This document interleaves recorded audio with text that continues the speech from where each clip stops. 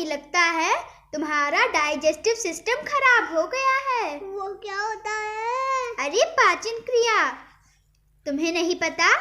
चलो मैम से पूछते हैं। ठीक है। बच्चों, पाचन तंत्र एक जटिल क्रिया है। इस क्रिया के द्वारा जो भोजन हम ग्रहण करते हैं, यानी जो खाना हम खाते हैं, उस खाने को ये सिस्टम हजम कर लेता है और उसमें से पोषक तत्व निकालकर पूरे शरीर में पहुंचा देता है और वेस्टेज को, यानी जो भोजन हमारे शरीर के योग्य नहीं रहता है, उसको ये बाहर निकाल देता है। इस पूरी प्रक्रिया में जो जो हिस्से हमारे शरीर के जुड़े हुए होते हैं, उन सारे हिस्सों को मिलाकर एक सिस्टम बनता है जिसे डाइजेस्टिव सिस्टम कहते हैं, यानी पाचन तंत्र कहते हैं उसे। स्वरचित पंक्तियों के द्वारा यहाँ पर हमने पाचन तंत्र को समझाने की कोशिश की है। आशा है आपकी समझ में आ जाएगी। हमारी पाचन क्रिया दांतों से ही शुरू हो जाती है। सुनो कोई बात बताए, कहानी सुनाए या कविताएं, देखो इसको तुम देखो गौर से, फिर मेरे साथ बोलो जोर जोर से। यहाँ होते हैं दांत, आधा पाचन कर देते हैं समाप्त। यहाँ होते हैं दांत, आधा पाचन कर देते हैं समाप्त। ये देखो ये है आहार नली, इसमें जुड़ी एक और गली। ये देखो ये है आहार नली, इसमें जुड़ी एक और गली।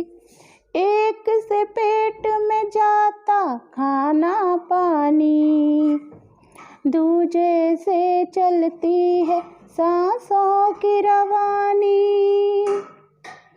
खाना पानी नली से सीधा पहुँचा आमाशय में। आमाशय यानी पेट में, पेट को आमाशय कहते हैं। खाना पानी नली से सीधा पहुँचा आमाशय में, इसे पचाने को पाचक रस मिलते हैं अग्नाशय में। 2-2.5 घंटे खाना पेट में ही रहता है, 2-2.5 घंटे खाना पेट में ही रहता है, वहीं पे उसका पाचन कार्यक्रम चलता है।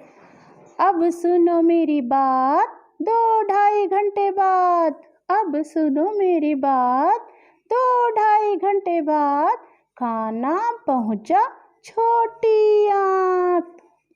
छोटी आंत की पाचन क्रिया 1.5 से 3 घंटे चलती है। छोटी आंत की पाचन क्रिया 1.5 से 3 घंटे चलती है। आंतों की ग्रंथियां भोजन के पोषक तत्वों को अवशोषित करती हैं। पोषक तत्वों को सोखती है छोटी आंत और जल का अवशोषण करती है ये बड़ी आंत। छोटी आंत की औसत लंबाई होती है 6 मीटर। छोटी आंत की औसत लंबाई होती है 6 मीटर और बड़ी आंत होती है लगभग 1.5-2 मीटर। जिस तरह पेड़ पके फल नहीं रखता है, जिस तरह पेड़ पके फल नहीं रखता है, उसी तरह शरीर में सारा भोजन नहीं रुकता है। आवश्यक तत्व रह जाते हैं अंदर और अनावश्यक तत्व हो जाते हैं बाहर। चयापचय की क्रिया अब हो गई खत्म, इसी को कहते हैं बच्चों डाइजेस्टिव सिस्टम। हमारा डाइजेस्टिव सिस्टम सही रहे, इसके लिए स्वच्छता का विशेष ध्यान रखें। प्रतिदिन स्नान करें, हाथ धोकर ही खाना खाएं, स्वच्छ पानी, शुद्ध एवं ताज़ा भोजन करें। साफ सुथरे रहोगे तो स्वस्थ रहोगे, खेलोगे कूदोगे और मस्त रहोगे।